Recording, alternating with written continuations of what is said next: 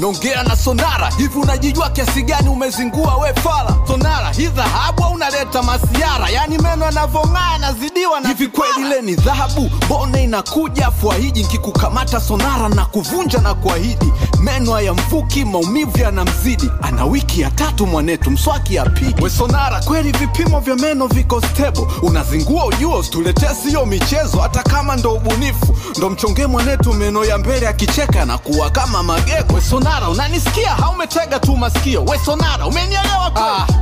Ndio. Hivi unajua takula yake so ya uhakika mwenzio, alafu wewe ndo kwanza unamchongea vitafunio. Mteja akitaka meno si unampima we mjinga? Au lichanganya vipimo na vya msanii wa kuimba?